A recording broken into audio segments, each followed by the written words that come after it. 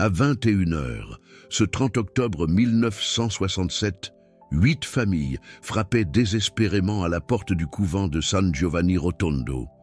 Elles avaient entendu parler du scellement de la veille, du protocole que Padre Pio avait enseigné ce matin-là. Mais elles arrivaient trop tard, elles avaient manqué l'aube, elles avaient manqué midi. Maintenant, il était 21 heures. Il restait 3 heures avant minuit. 3 heures avant que le 30 octobre ne s'achève et que le 31 ne commence, frère Modestin ouvrit la porte. Il vit le désespoir sur leur visage et dit « Attendez ici. Je vais demander à Padre Pio s'il y a encore une solution. » Cette histoire n'a jamais été largement diffusée parce qu'elle semblait encourager la procrastination. Si un protocole d'urgence existe, pourquoi le faire à l'aube? Mais la vérité doit être racontée. Parce que beaucoup de personnes vont manquer l'aube, vont se réveiller tard, vont oublier, vont douter jusqu'à la dernière minute. Et quand elles se décideront enfin à agir, elles penseront qu'il est trop tard. Cette vidéo existe pour ces personnes. Vous avez manqué l'aube du 30 octobre. Il y a encore du temps. Mais le temps presse, et ce que vous ferez dans les 3 prochaines heures déterminera si votre maison passe au 31 protégé ou vulnérable. Dans les prochaines minutes, vous allez découvrir ce que Padre Pio a révélé à ces 8 familles désespérées. Le protocole d'urgence des 3 dernières heures, vous allez comprendre la différence entre la protection de l'aube et la protection de 21 heures, et vous allez apprendre, étape par étape, comment appliquer l'huile bénite et le sel consacré de manière à créer une résistance spirituelle, même quand la première vague est déjà passée.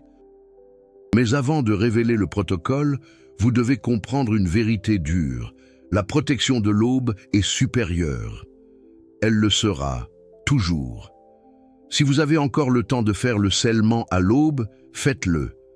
N'attendez pas 21 heures, mais si vous l'avez manqué, ou si vous découvrez cela tard, ou si des circonstances vous en ont empêché, il y a encore une fenêtre, étroite, mais elle existe. Quand frère Modestin entra dans la chambre de Padre Pio cette nuit du 30 octobre, le saint était en prière. Les stigmates sur ses mains saignaient à travers les gants de laine. Il pria pendant encore 10 minutes. Frère Modestin attendit en silence.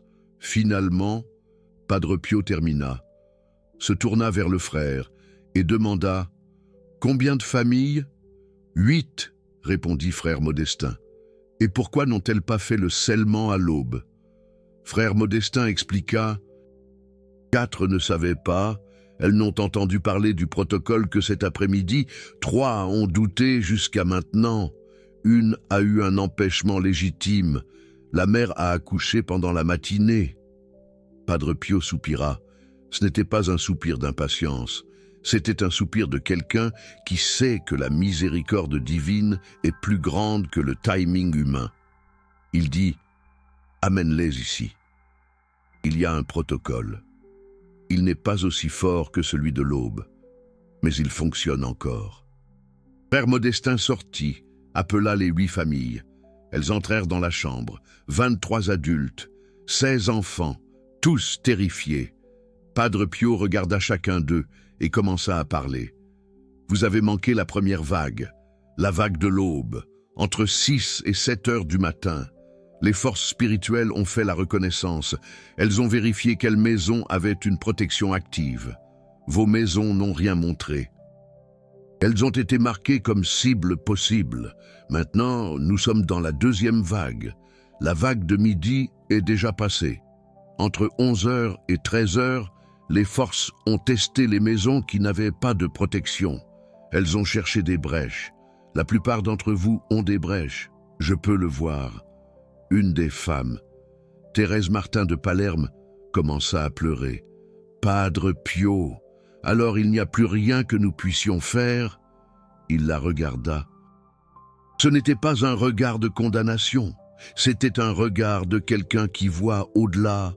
Si, il y a Mais vous devez comprendre que la protection que vous allez obtenir maintenant n'est pas la même que celle que vous auriez obtenue à l'aube. À l'aube, vous empêchez la traversée. À 21 heures, vous créez une résistance. L'empêchement est absolu. La résistance est relative.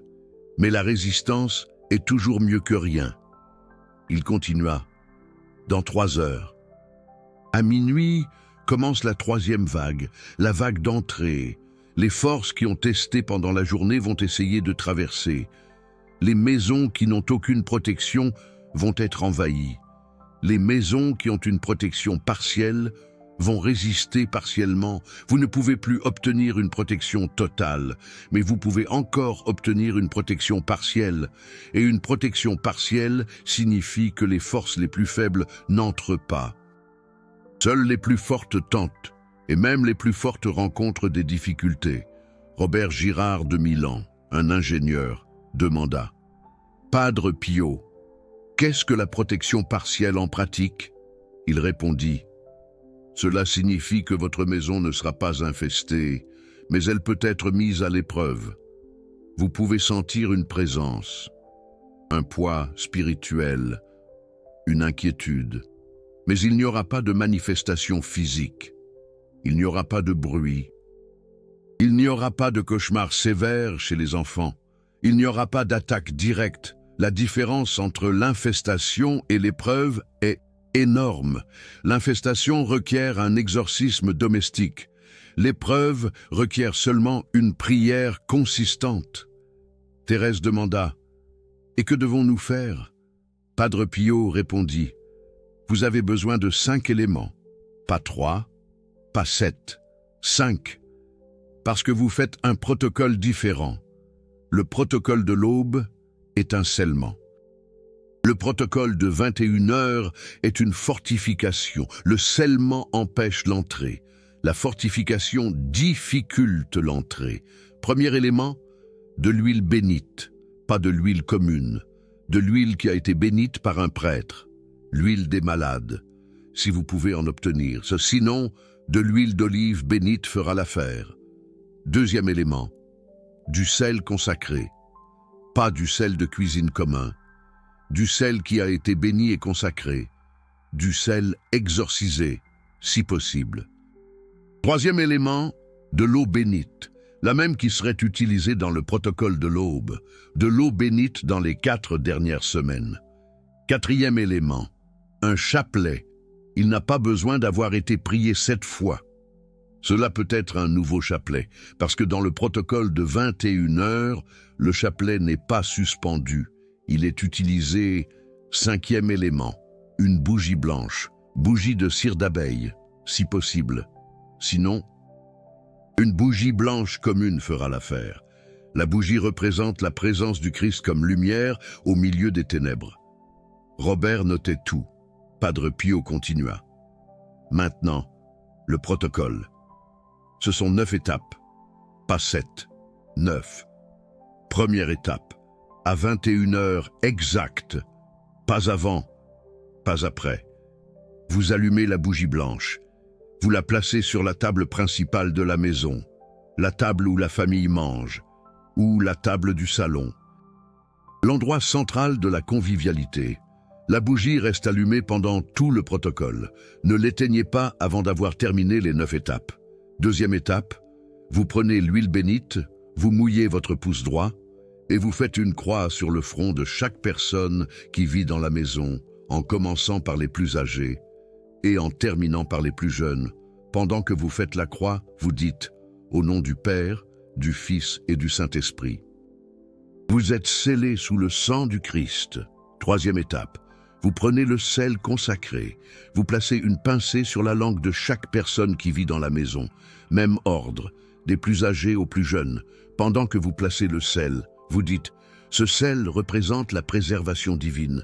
Vous êtes préservés contre toute corruption spirituelle. » Quatrième étape, vous prenez l'eau bénite et vous en aspergez la tête de chaque personne. 3 gouttes. Une sur le front, une sur le sommet de la tête, une sur la nuque. En aspergeant, vous dites « Cette eau te purifie, te protège, te fortifie. 5e étape. Maintenant, vous sortez de la pièce centrale et vous allez jusqu'à la porte principale de la maison. Vous trempez le doigt dans l'huile bénite et vous dessinez une croix sur la porte. Pas en haut comme dans le protocole du matin, au centre, à la hauteur de votre cœur. La croix doit avoir la taille de votre main ouverte. 6e étape, vous prenez une pincée de sel consacré et vous la répandez sur le seuil de la porte, la ligne qui sépare l'intérieur de l'extérieur. Le sel crée une barrière. Ce n'est pas une barrière absolue comme celle du matin, mais c'est une barrière qui force les entités à dépenser de l'énergie pour traverser. Et beaucoup n'ont pas assez d'énergie. 7e étape, vous aspergez de l'eau bénite sur la porte. 3 fois, en formant un triangle, une aspersion en haut, une à gauche, une à droite. En aspergeant, vous dites d'une voix audible, « Au nom de Jésus-Christ », cette entrée est fortifiée. Aucune force n'entre ici sans payer le prix spirituel. 8e étape, vous répétez les étapes 5, 6 et 7 sur toutes les portes et fenêtres principales de la maison. Pas besoin que ce soit sur toutes les fenêtres, seulement les principales, celles qui donnent sur l'extérieur.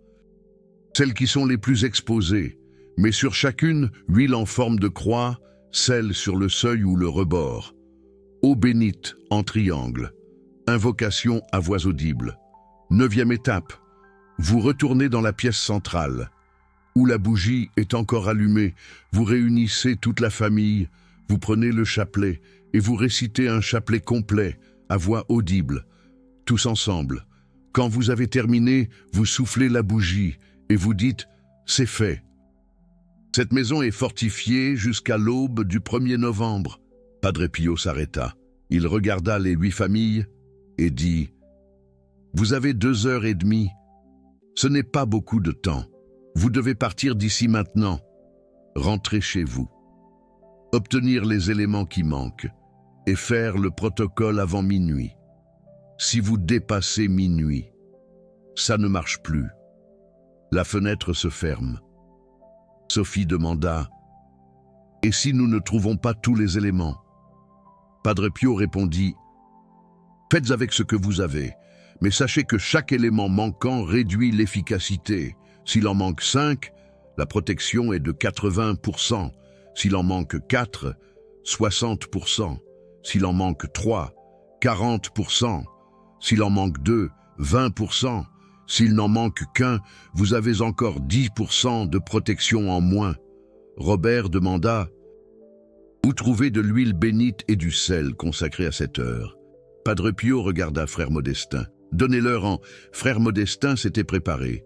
Il avait 8 petits flacons d'huile des malades, 8 petits sachets de sel exorcisés, 8 flacons d'eau bénite. Padre Pio avait prévu que des familles arriveraient tard. Il prévoyait toujours. Frère Modestin distribua les éléments. Les familles remercièrent et coururent. Il était 21h30 quand toutes sortirent du couvent. 2 heures et demie jusqu'à minuit.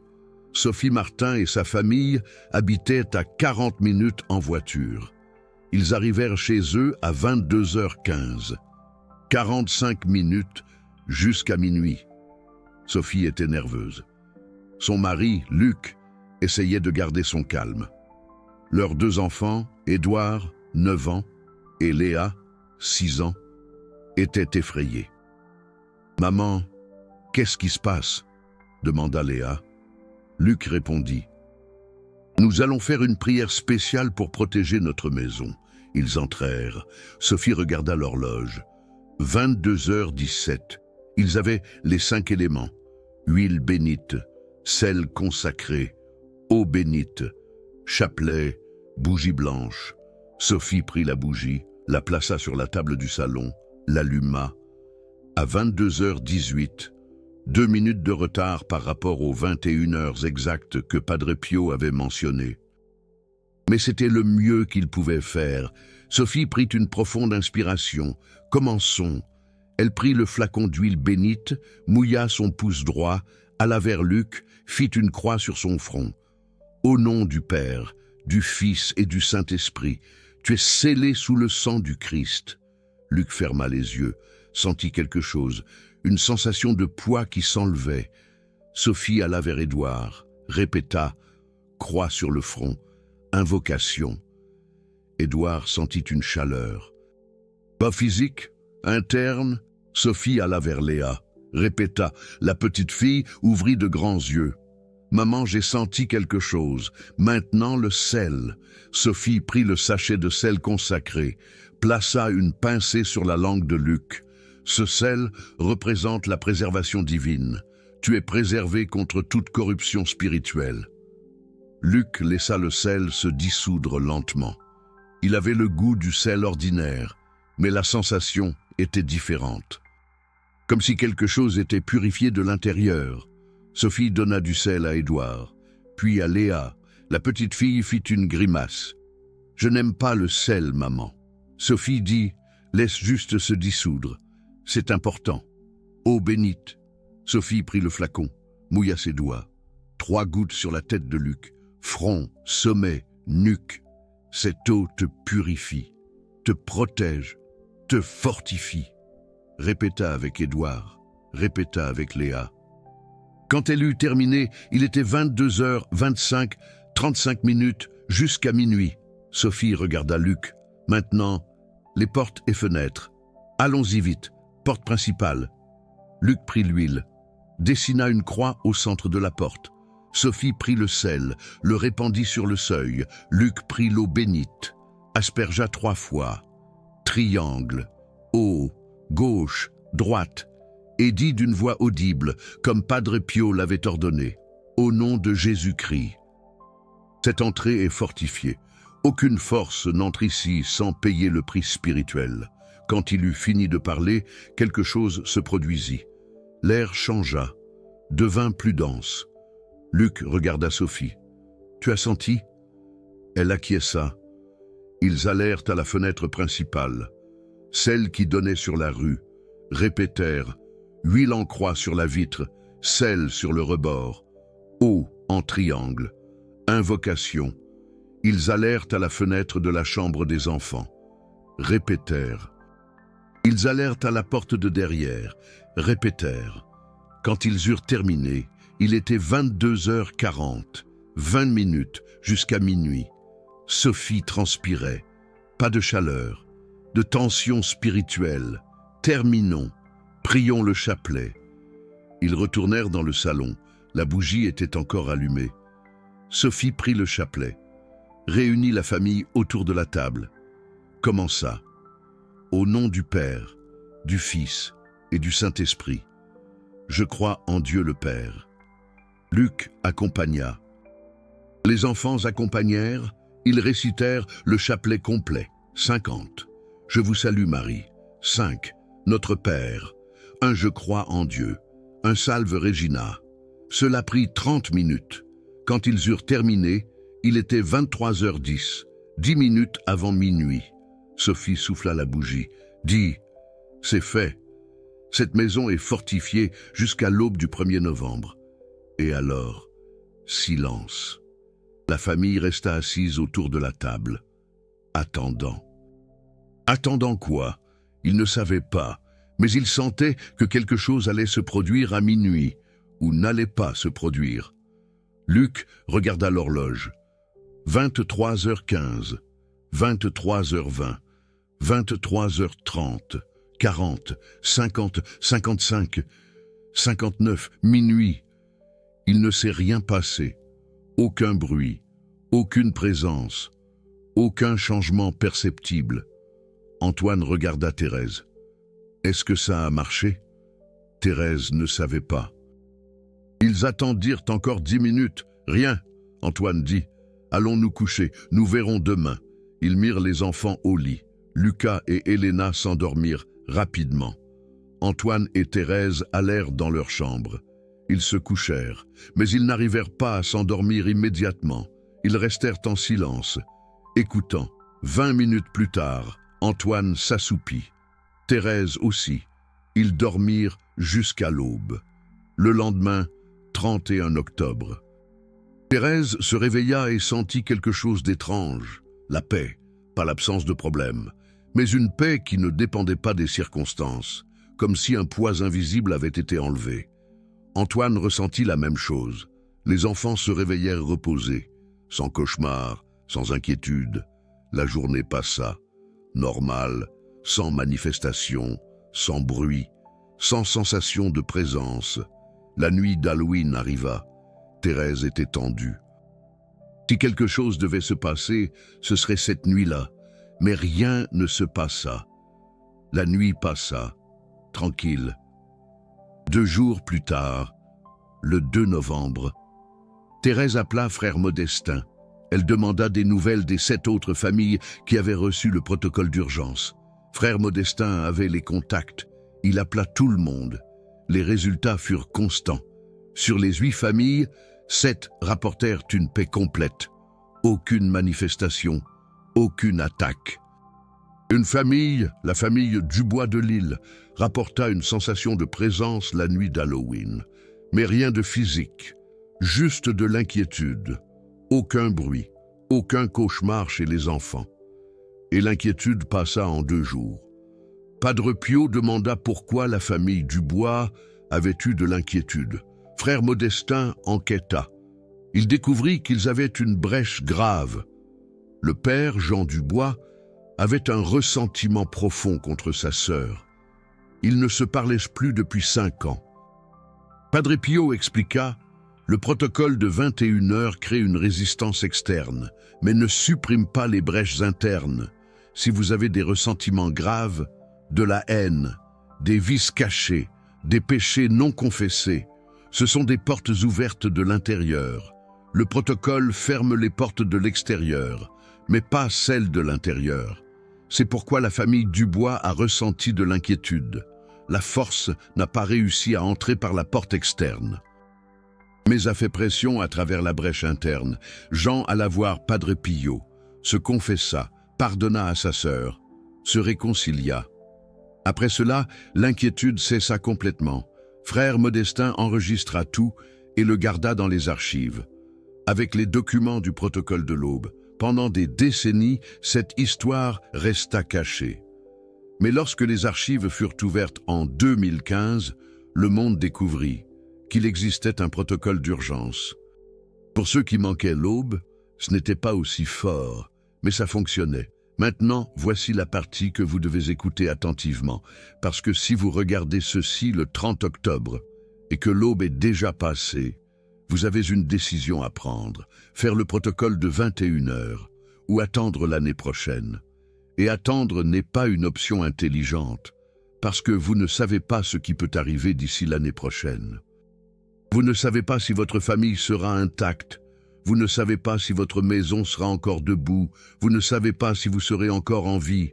Faire le protocole aujourd'hui, même en retard, c'est mieux que de ne pas le faire.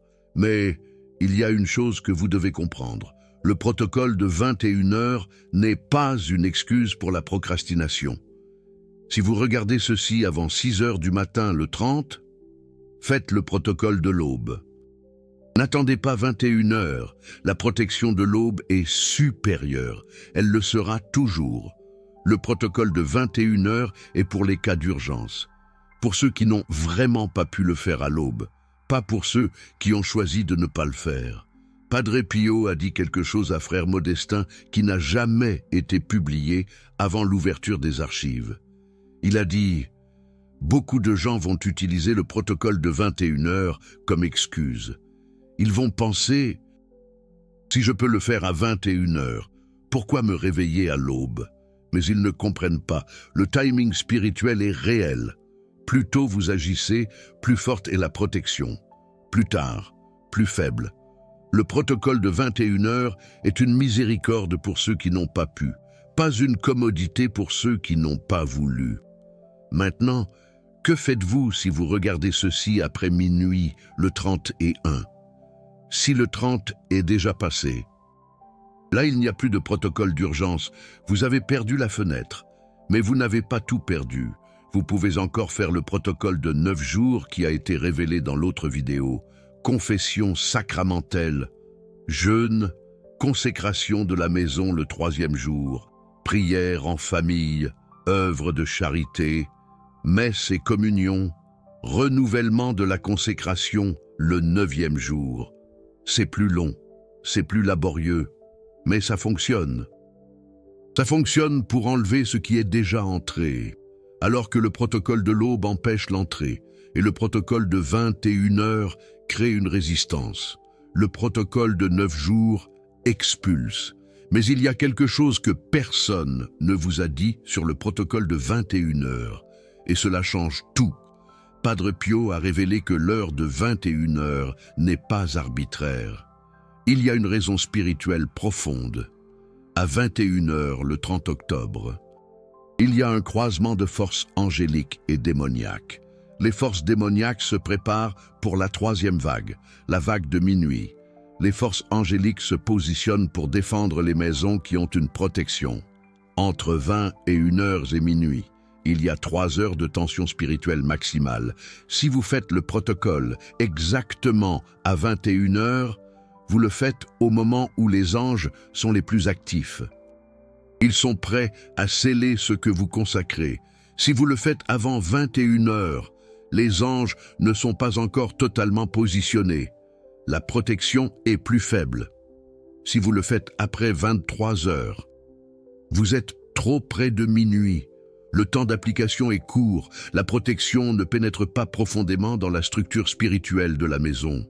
C'est pourquoi Padre Pio a été si spécifique. 21 heures, pas 20, pas 22. 21, c'est le moment de plus grande faveur angélique dans les dernières heures du 30. Thérèse Martin a fait 2 minutes après 21 heures. Même ainsi, ça a fonctionné, parce que la fenêtre ne se ferme pas brusquement. Elle se ferme graduellement, entre 21 heures et 21h15. Vous avez encore une faveur angélique maximale, entre 21h15 et 21h30. La faveur commence à diminuer. Entre 21h30 et 22h, elle diminue encore plus. Entre 22h et 23h, elle diminue significativement. Après 23h, vous êtes dans la zone critique. Cela signifie que si vous regardez ceci à 20h le 30, attendez jusqu'à 21h. Utilisez cette heure pour réunir les éléments, préparer les flacons, organiser la famille, expliquer le protocole, quand il sera 21h. Commencez, si vous regardez ceci à 22h, n'attendez pas, faites-le maintenant. Vous avez perdu le moment optimal, mais vous êtes encore dans la fenêtre. Chaque minute compte. Une des familles ayant reçu le protocole en 1967, la famille Rossi de Lyon, a failli ne pas y arriver. Ils sont sortis du couvent à 21h40. Ils habitaient à 1 heure de route, avec la circulation. Ils sont arrivés chez eux à 22h50. 10 minutes avant minuit, Luca Rossi, le père, a paniqué. « Nous n'aurons pas le temps !» Sa femme, Émilie, a répondu « Nous ferons de notre mieux ». Ils ont allumé la bougie. Ils ont oint la famille avec l'huile. Ils ont donné du sel. Ils ont aspergé d'eau. Ils se sont précipités vers la porte principale. Huile, sel, eau, invocation. Ils n'ont pas eu le temps de faire les fenêtres. Ils n'ont pas eu le temps de réciter le chapelet en entier. À minuit, ils n'avaient fait que la moitié du protocole. Lucas pensait qu'il avait échoué, mais Émilie a insisté. Finissons. Même si nous sommes déjà le 31, finissons. Ils ont terminé. Ils ont récité le chapelet en entier. Ils ont éteint la bougie. Ils ont dormi, inquiets. Le lendemain, Lucas a appelé frère Modestin. Il a expliqué. Nous n'avons pas pu terminer avant minuit. Nous n'en avons fait que la moitié. Est-ce que ça a fonctionné? Frère Modestin a consulté Padre Pio, et Padre Pio a dit « S'ils ont commencé avant minuit, c'est valable. Ce qui importe, ce n'est pas de finir avant minuit, c'est de commencer. Si vous commencez le protocole avant minuit, la protection est déjà en train de s'activer. Terminer après minuit réduit l'efficacité, mais ne l'annule pas. » La famille Rossi a rapporté une protection partielle. Aucune manifestation sévère, mais quelques épreuves. De l'inquiétude durant la première semaine de novembre. une sensation de poids dans certaines pièces, mais rien qui ne persiste. Tout a disparu en 10 jours. Comparé aux familles qui n'ont suivi aucun protocole, la différence était énorme. Les familles sans protocole ont rapporté des manifestations qui ont duré des mois. La famille Rossi a eu un inconfort de 10 jours. Cela valait la peine. Cette histoire enseigne quelque chose de crucial. Mieux vaut faire incomplet que de ne pas faire. Mieux vaut faire en retard que de ne pas faire.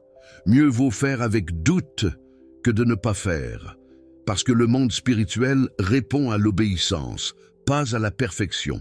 Vous n'avez pas besoin d'être saint pour faire le protocole. Vous devez être obéissant. Et l'obéissance imparfaite est toujours de l'obéissance. Maintenant, voici la partie pratique. Avez-vous les 5 éléments? Si vous ne les avez pas, vous avez encore le temps de les obtenir, mais vous devez agir vite. Huile bénite. Allez à l'église la plus proche. Si vous n'avez pas d'huile des malades disponible, prenez de l'huile d'olive chez vous. Apportez-la à un prêtre. Demandez-lui de la bénir. Si le prêtre vous demande pourquoi, expliquez. C'est pour le protocole d'urgence de Padre Pio. La plupart des prêtres comprendront. Sinon, ils la béniront quand même. Cela prend 5 minutes. 5 minutes qui peuvent sauver votre maison de mois d'oppression spirituelle, sel consacré. Si l'église a du sel exorcisé, prenez-en. Sinon, prenez du sel commun chez vous. Apportez-le au prêtre avec l'huile. Demandez-lui de le bénir et de le consacrer. Le prêtre fera une prière rapide. Il aspergera de l'eau bénite sur le sel. Voilà, sel consacré, eau bénite. La plupart des églises ont une fontaine d'eau bénite disponible. Remplissez un flacon. Si vous n'avez pas de flacon, utilisez une bouteille d'eau minérale vide. Nettoyez-la bien avant, remplissez-la d'eau bénite. Si l'église n'a pas d'eau bénite disponible, demandez au prêtre de bénir de l'eau pour vous. Cela prend 2 minutes. Chapelet. Si vous avez un chapelet à la maison, utilisez-le. Il n'a pas besoin d'avoir été prié 7 fois. N'importe quel chapelet convient pour le protocole de 21 heures. Si vous n'avez pas de chapelet, allez au magasin d'articles religieux le plus proche. Achetez-en un. Si vous n'avez pas de magasin ouvert, improvisez, utilisez un cordon avec des nœuds ou dessinez les grains sur un papier. Ce qui importe, ce n'est pas l'objet physique, c'est la disposition à prier. Bougie blanche. N'importe quelle bougie blanche convient. Une bougie en cire d'abeille est idéale. Mais une bougie en paraffine fonctionne aussi. Si vous n'avez pas de bougie blanche, utilisez la bougie que vous avez. Padre Pio a dit que l'idéal est blanche, mais l'urgence permet l'adaptation. Si vous avez tous les 5 éléments, félicitations, vous êtes préparés. Maintenant, marquez l'heure. Si vous regardez ceci avant 21 heures le 30, attendez 21 heures. Utilisez ce temps pour organiser la famille, expliquer le protocole, préparer les éléments. Quand il sera 21 heures, commencez. Si vous regardez ceci après 21 heures, faites-le maintenant. N'attendez plus. Chaque minute qui passe réduit l'efficacité. Quand vous aurez terminé le protocole, n'attendez pas de signes surnaturels immédiats. Thérèse Martin n'a vu aucune lumière, n'a entendu aucune voix, n'a ressenti aucun frisson dramatique, seulement la paix, le silence et l'absence de manifestations négatives. C'est cela, le signe. L'absence du mal est la présence du bien. Si vous faites le protocole aujourd'hui et que vous vous réveillez demain sans poids spirituel, sans cauchemar, sans inquiétude, ça a fonctionné. Si vous passez la Toussaint sans bruits étranges, sans sensation de présence, sans discussion intense, sans motif, ça a fonctionné.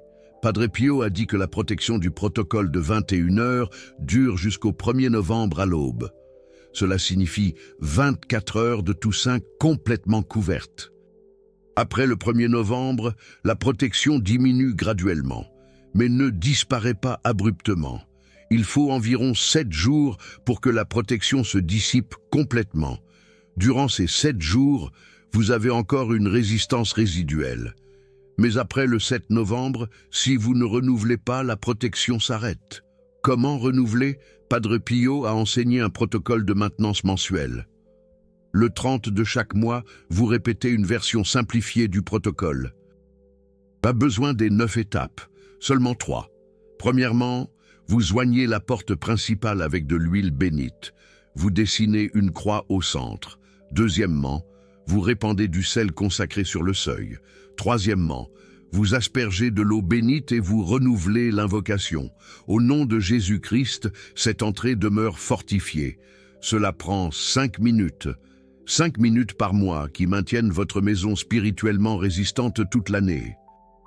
Les 8 familles qui ont reçu le protocole en 1967 ont fait la maintenance mensuelle pendant des années. Thérèse Martin l'a fait jusqu'à sa mort en 2011. 44 ans de maintenance mensuelle. Elle disait « Je ne sais pas ce qui serait arrivé si je n'avais pas couru jusqu'à Padre Pio cette nuit du 30 octobre. Je sais ce qui est arrivé aux familles qui ne l'ont pas fait. J'ai vu les témoignages. Je ne veux pas vivre ça. 5 minutes par mois, c'est trop bon marché pour la paix que j'ai. Vous venez de recevoir une révélation qui a sauvé 8 familles en 1967. Une révélation qui a été cachée pendant des décennies parce qu'elle semblait donner une marge à la procrastination. Mais la vérité est qu'il n'y a pas de procrastination quand vous ne pouviez vraiment pas le faire à l'aube. Si vous avez manqué l'aube par paresse, par doute, par incrédulité, ce protocole n'est pas une excuse. C'est une miséricorde. Utilisez-le avec gratitude, pas avec présomption. Et si vous êtes arrivé jusqu'ici, si vous avez absorbé tout ce qui a été révélé dans les dernières minutes, vous comprenez la valeur de cela. Ce type de contenu n'existe pas sur les chaînes commerciales. Il ne donne pas de parrainage.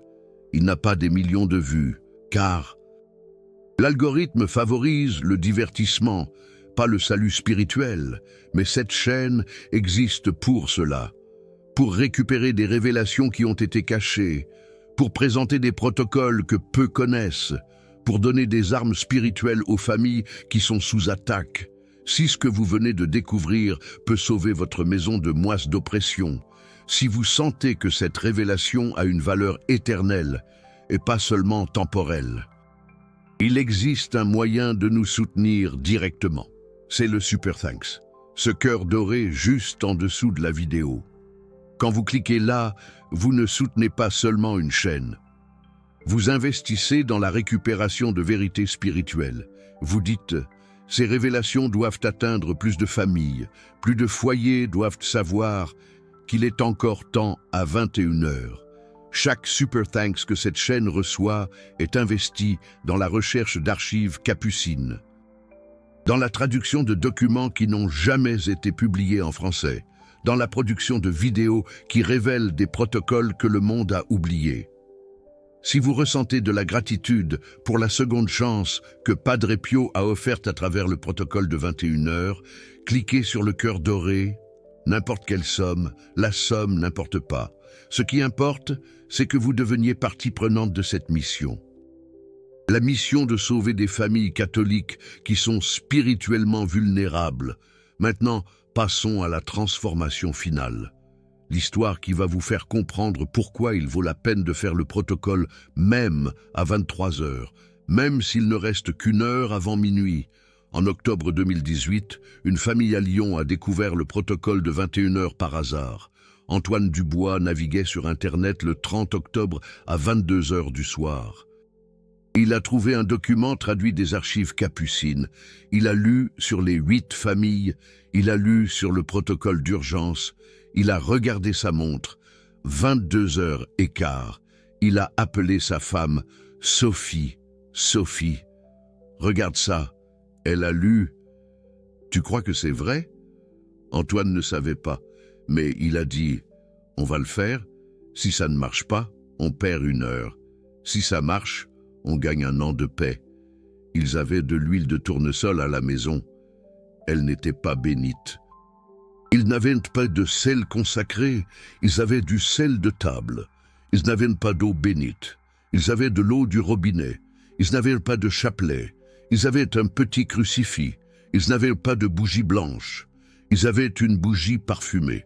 Antoine a dit « On va faire avec ce qu'on a et on va demander à Dieu de combler ce qui manque. » Ils ont commencé à 22h30. Ils ont allumé la bougie parfumée. Ils se sont oints l'un l'autre avec de l'huile de tournesol. Ils ont dit l'invocation quand même. Ils ont mis du sel de table sur leur langue. Ils ont aspergé de l'eau du robinet. Ils sont allés jusqu'à la porte. Ils ont fait le protocole. Huile, sel, eau, invocation. Ils l'ont fait aux fenêtres principales. Ils sont retournés au salon. Ils n'avaient pas de chapelet. Alors ils ont récité 50 Ave Maria en comptant sur leurs doigts. Ils ont terminé à 23h30, une demi-heure avant minuit. Ils ont éteint la bougie. Antoine a regardé Sophie. Je crois qu'on a tout fait de travers. On n'avait pas les bons éléments. Sophie a répondu, mais on l'a fait avec foi. On va voir ce qui se passe. Le lendemain, jour d'Halloween, Antoine s'est réveillé en s'attendant au pire. Rien ne s'est passé. La journée s'est passée normalement. La nuit d'Halloween est arrivée. Antoine était tendu. Sophie aussi. Ils ont couché les enfants tôt. Ils sont restés éveillés jusqu'à minuit. À attendre. Rien ne s'est passé. Aucun bruit. Aucune présence. La paix. Antoine n'arrivait pas à y croire. On a fait ça avec les mauvais éléments. Et ça a marché. Sophie a dit, peut-être que ce qui importe, ce n'est pas l'huile ou le sel. Peut-être que c'est l'obéissance. Antoine est devenu obsédé. Il avait besoin de comprendre. Il a voyagé jusqu'à Paris pour faire des recherches. Il a trouvé un moine capucin qui avait accès aux archives originales. Il a demandé « Est-ce possible que le protocole fonctionne sans les éléments corrects ?» Le moine a consulté les documents et il a trouvé quelque chose qui n'était pas dans les archives publiques. Une note de Padre Pio enregistrée par Frère Modestin.